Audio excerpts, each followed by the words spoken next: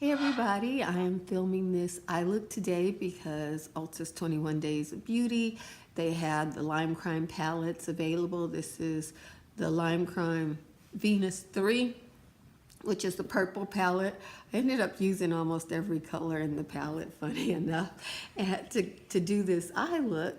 And so I just thought I'd share it with you just in case you are thinking about getting a purple eyeshadow color for, the spring and the summer. I like purple in the summertime, so I wouldn't be wearing this palette now. I would be saving it for the summer normally, but I thought, Ulta 21 Days, that's when I bought mine, and I couldn't find any reviews that were to my liking. There were great looks, there were great use of the palette and everything, but everybody had such high-tech equipment. They were using all these filters and everything like that. And I looked at the way the colors looked on them compared to what I have, and I thought, they're using their regular base colors and just not mentioning it. I showed you everything I use, so you can look at this and see if that works for you. Anyway, thank you for coming over here today. And I'm doing a little banter because Lime Crime is another one of those controversial,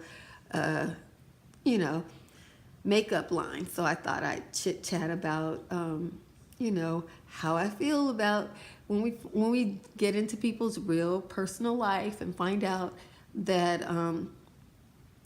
even in the beauty industry, we're not so pretty inside, Today, I am going to add this lovely palette to my eyeshadow look because this week, this palette goes on sale half off.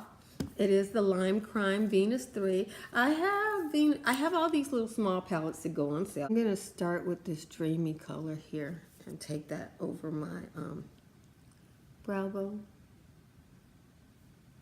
It's a nice color. It's got good pigmentation. It is a color that's very close to my skin tone. So for you to even be able to see it, let me show you. Oh, that's a pretty purple. Okay, I got both of these done. And I thought, since everybody's talking about Nazism with Kat Von D, I know that the owner of Lime Crime a long time ago, she did some stuff that had a Nazi controversy with it as well. And I thought I'd give you my born-again Christian take on it, which I hope is a little bit different from the take that is normally in the world while I'm doing this. So I'm going to go into this. Everybody wants to write somebody off. Yeah. The Bible says to get rid of the mote in your own eye before you go trying to take the splinter out of somebody else's eye. And we in the United States of America, I can't speak for any other country because I've only had a little time in other countries. My own culture in the United States of America, our country was built on slave labor. And it is my own thought process that laziness of always having somebody else to do our work is causing now the degradation of our nation. And we don't want to deal with that because, we got bad credit. We don't pay our bills. We don't want to pay our bills. So just to blame somebody else and then not pay our bills is our way. I'm going to get back on my Christian soapbox while I'm using this color, Paradise. Really excited about this color. It's really pretty. But according to the Word of God, he without sin cast the stone. That's what those are the words of Jesus. And nobody was able to cast it. You're like, we all know being a Nazi is wrong. Yes, we know being a Nazi is wrong, but we all have our own hateful ways. And they're all wrong. And so we need to if we deal with the wrong that's in us, that will cancel out the wrong that's in other people, some of these demons are there because we're giving them a foothold. And I'm going to tell you something else. I've been around a lot of cultures.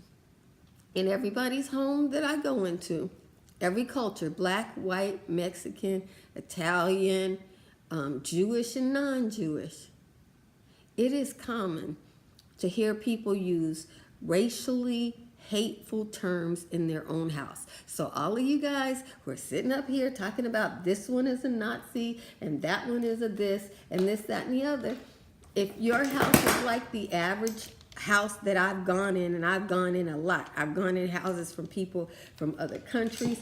Every country, if they are not an African American, or if they are an African American, they use racial words, all the derogatory words for every culture of people. They use, we people use derogatory stereotypes with people. We act in a derogatory way with people when we think we can personally benefit.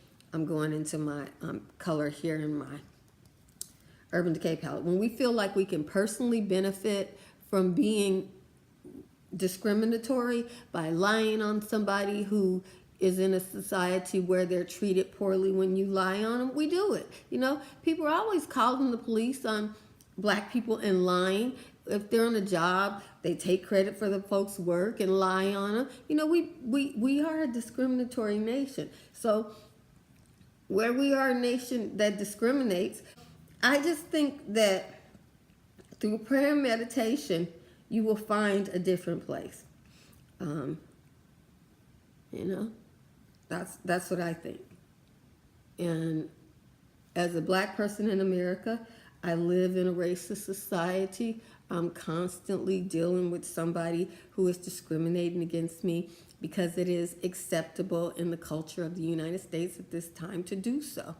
And there are certain rewards that people get from doing it, and they get ostracized in our society when they buck the norm and do anything different. Just want to sit up and pretend like you know something and knowing. I mean, I'm telling you what I know. Many of you sitting up there, you're hypocrites. You're sitting up there talking about this one is a Nazi and they're hateful. But in your own house, you're constantly saying derogatory things about Jewish people. Christians, you're the biggest ones. When I'm around Christians, and I'm a Christian, I belong to white churches, Mexican churches, black churches, and y'all say some hateful and discriminatory things about Jewish people. I'll tell you something else. I belong to temples, you know. You didn't expect to see it there, but it's there too. It is our culture to be hateful and even self-hateful, you know. When you're in a society that allows the victimization of a group, even within that group, people will use those same discriminatory behaviors because they feel like, I can't get power and money from another source, but this source is allowed. You know, I'm just saying. So, but when you go on a job and then you find that there's a black or a Mexican or a woman, and then you take credit for their work and you cause them personal harm, maybe they get fired because you lied on them. But God is in control. You know, God is in control, not us. You know, so don't lean to your own understanding. And, you know, put your hypocrite, your own personal hypocrite. You know how many times you've seen people discriminate? I know you know it because I see it all the time. People always openly, blatantly tell you. If I'm around Latin people, they'll say, well, we so-and-sos have to so-and-so. Around black people, we so-and-sos have to so-and-so. Around white people, well, so-and-so and so-and-so. These are all lies from the pit of hell, you know? And if you want to see how it goes, there's a parable in the Bible. It's called the parable of the rich man and Lazarus. And in the parable of the rich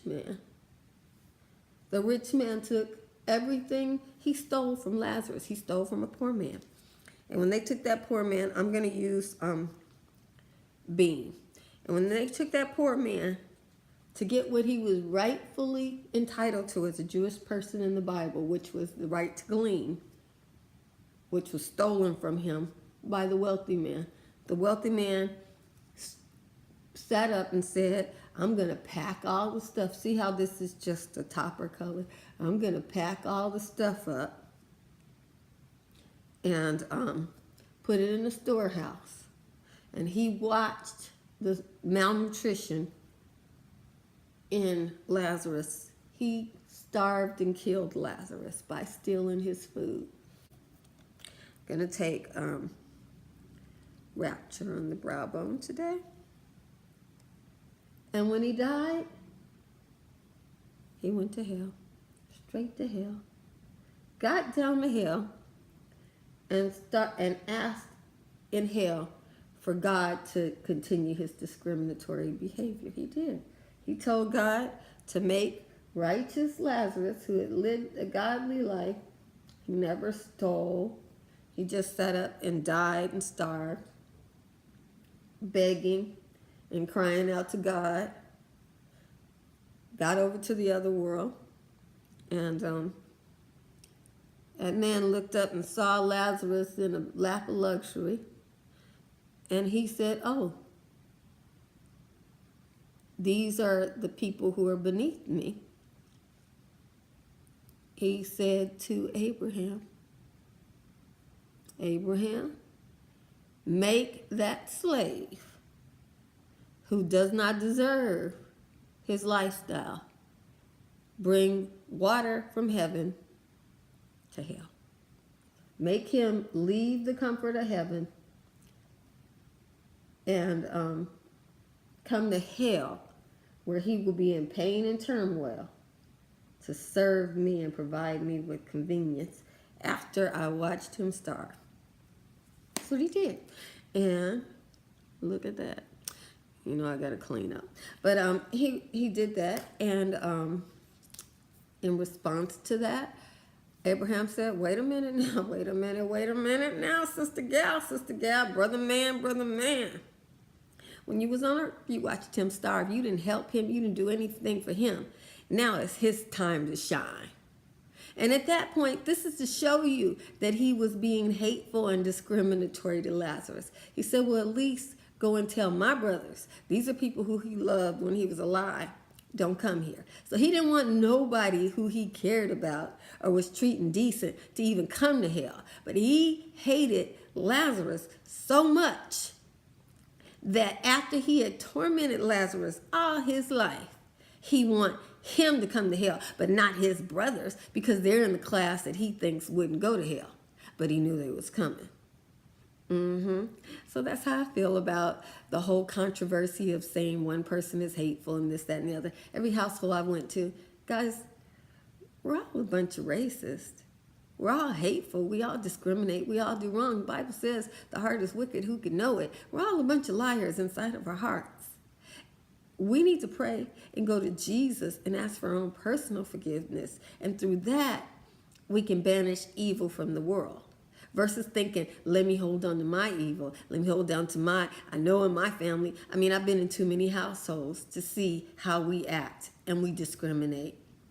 You know, you go on the internet and you see all the racist things we say to people when we're anonymous, just like in our own homes. So those are the people who work at every company.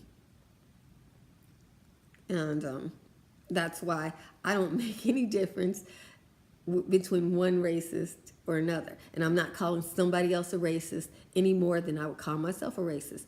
I am an American. I have a racist culture. I am a racist. I have the same culture. If I were raised in a different culture with a different viewpoint, I would treat people differently. Certain things that I do, because I come from a society that is slave-based and privilege-based, I treat people in my cultural ways. 9 times out of 10. And I can't even recount that 10th time. I'm not aware of it. We're trained in our culture.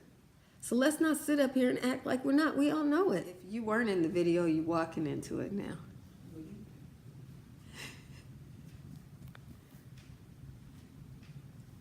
So here's the finished look at this palette. If you like purples, and if you had a concern that it may not show up on darker skins. And I am a mature woman. I know that line is usually sought after by younger people, but I like it. During the Ulta sale, it's pretty reasonable. So there it is.